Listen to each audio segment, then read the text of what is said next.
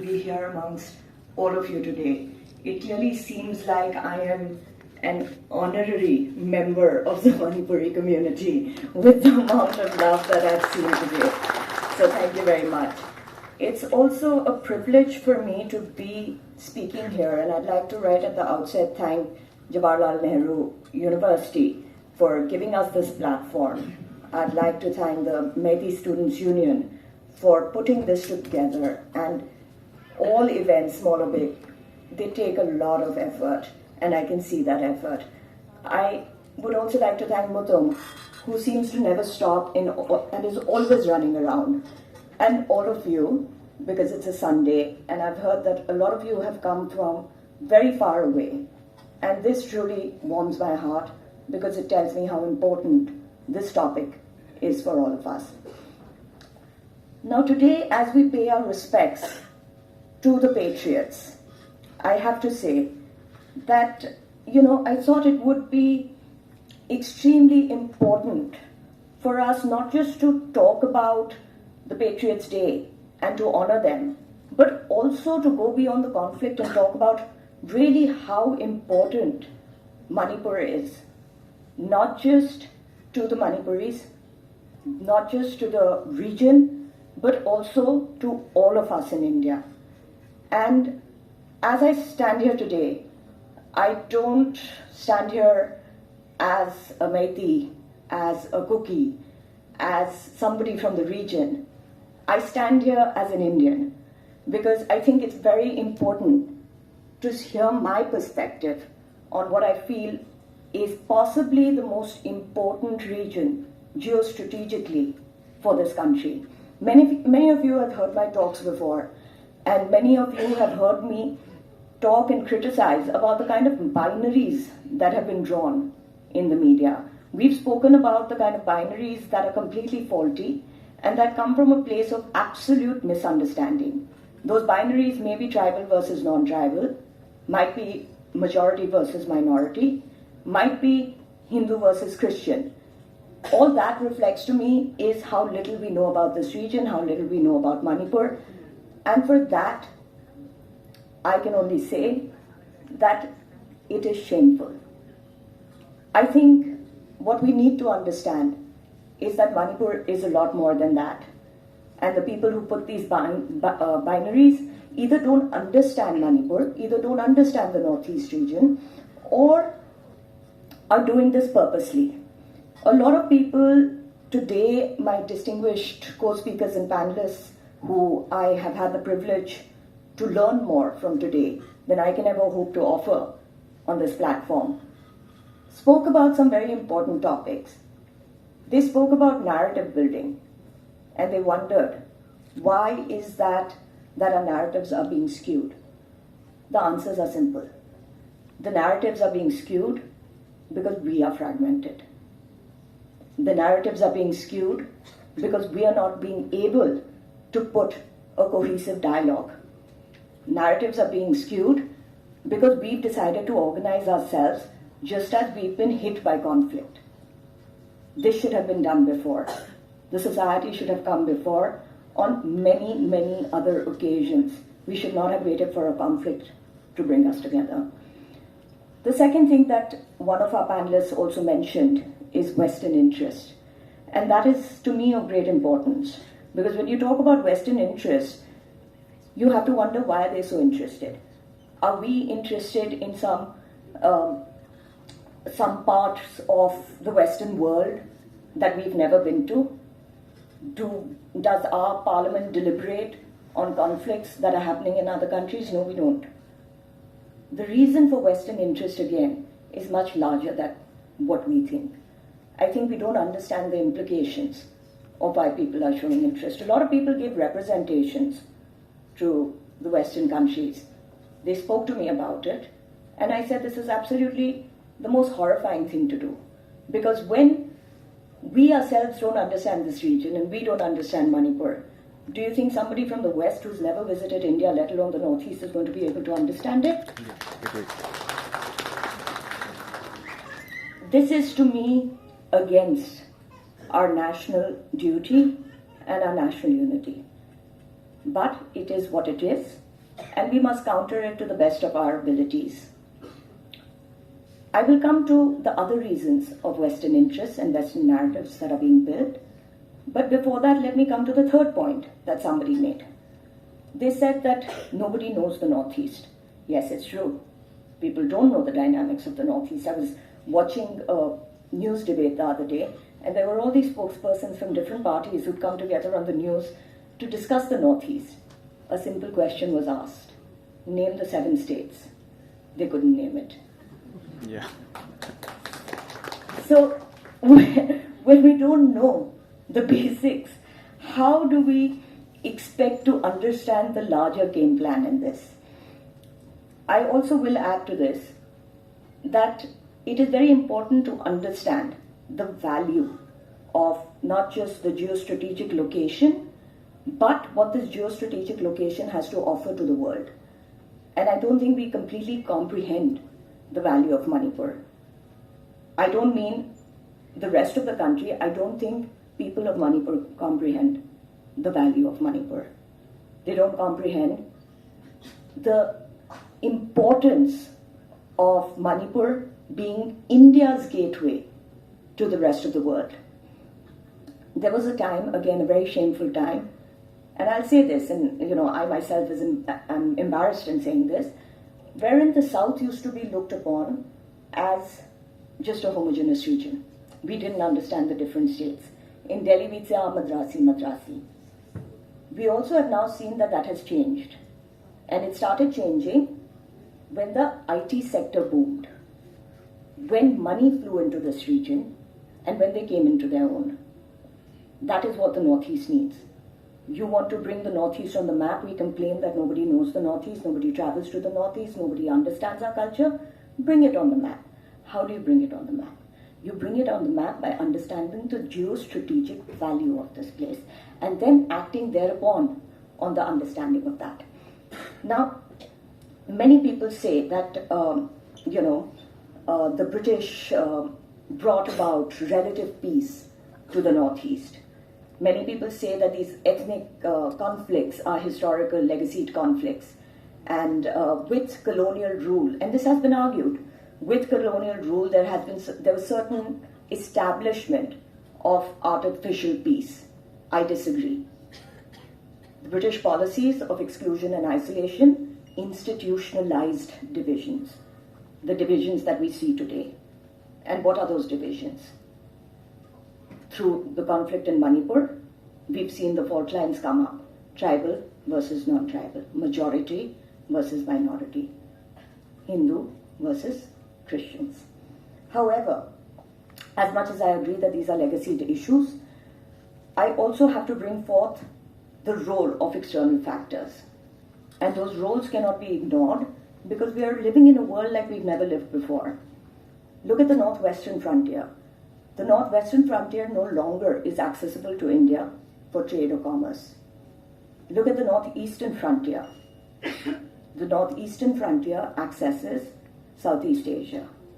It accesses a region that is not just economically important to us, but also has a lot of cultural value. Our soft power went through the Northeast to reach these areas in terms of Buddhism, culture, ethnic relationships, so on and so forth. But this has also been the area of what Bertolt Littner calls the Great Game East. What is the Great Game East? The Great Game East is what we see unfolding today.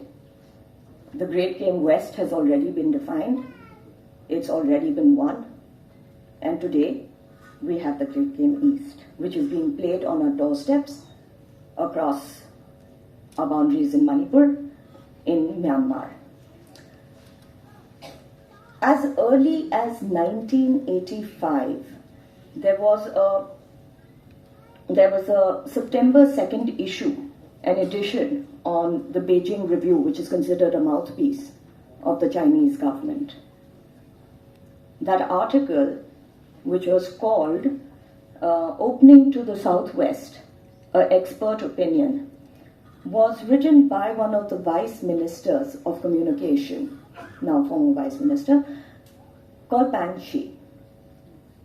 Panshi outlined an entire geostrategic outline of Myanmar, India, and what it could achieve. This included railroads, this included waterway connectivity, this included some amount of political changes. We saw this come into action not much later. If we look at it, Yunnan regions of Myanmar, Sichuan regions of Myanmar are landlocked. They thought it would be a great idea to build the infrastructure that was needed right down to the Indian Ocean to be able to carry the goods, the trade across Myanmar. And that's what they did. They worked at rocket speed. There was the railroad, which came up from Michikina to Lasho.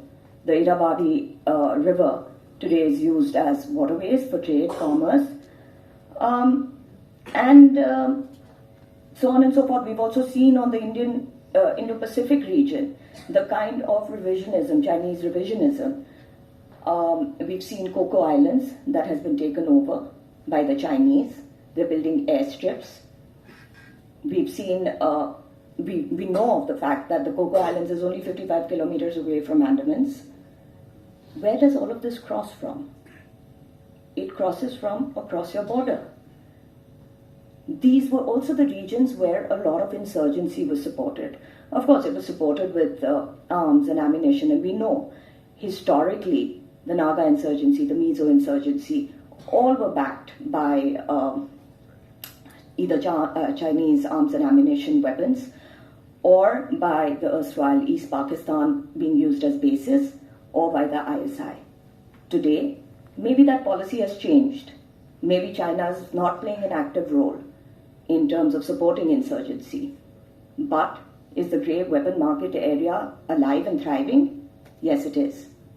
Are we getting second-hand weapons? Yes, we are. What are we seeing in Manipur today? And I cast no aspersions. We have no evidence right now out in the open. But inferences can surely be drawn. And I think that is going to be a huge part of what we are going to have to contend with in the future. For India, Moreh is our gateway to Southeast Asia. For India, it is important to be able to have access to these areas irrespective of the kind of troubled region that it is.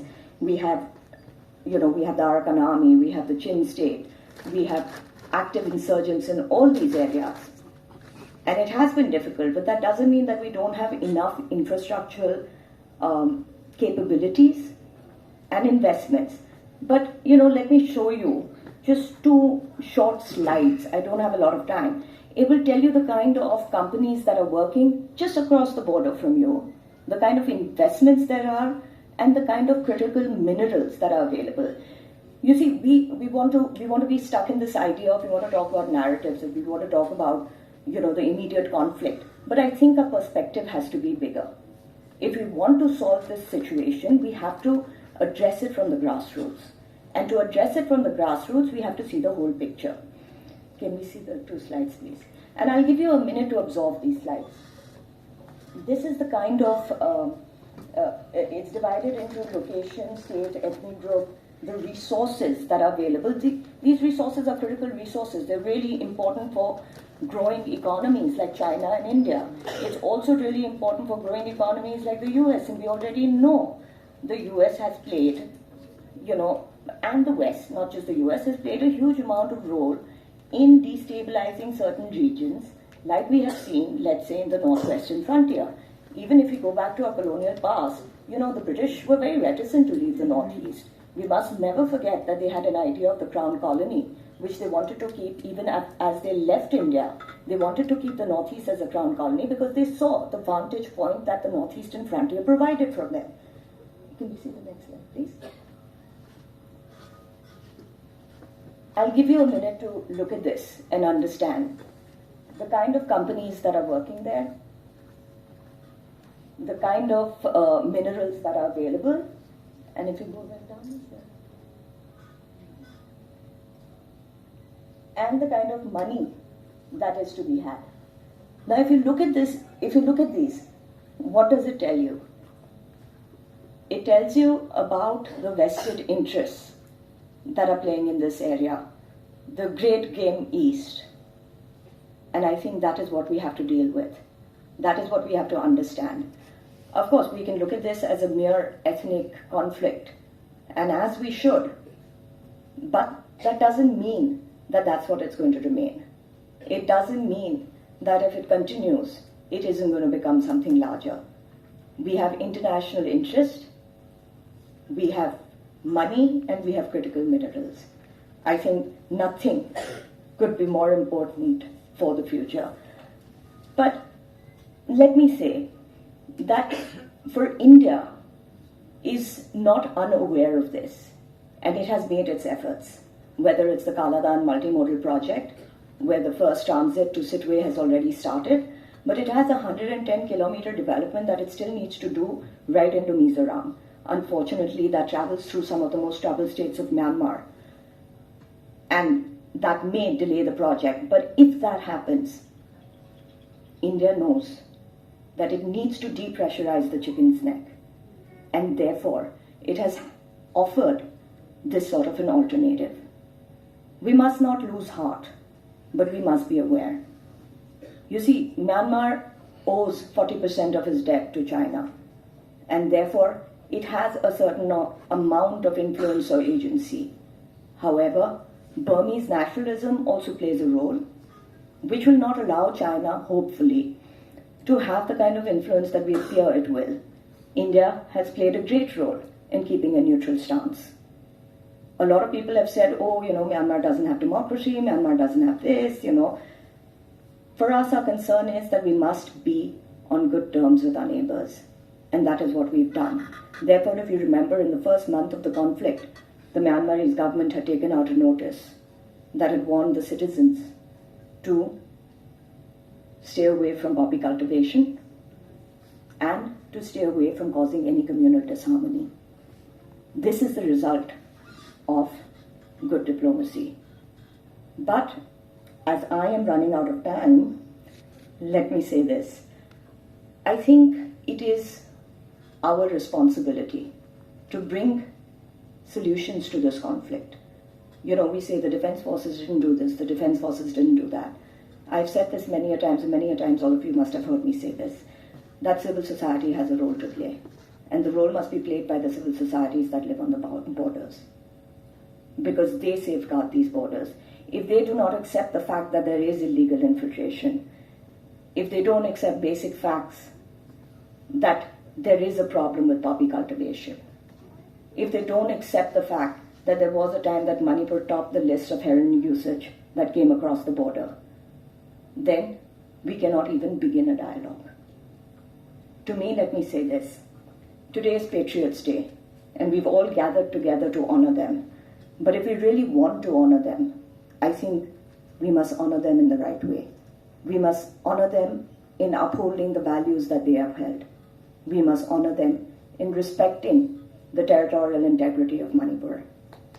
And I think we must honor them in knowing that it's just not the territorial integrity of Manipur, it is also the territorial integrity of India.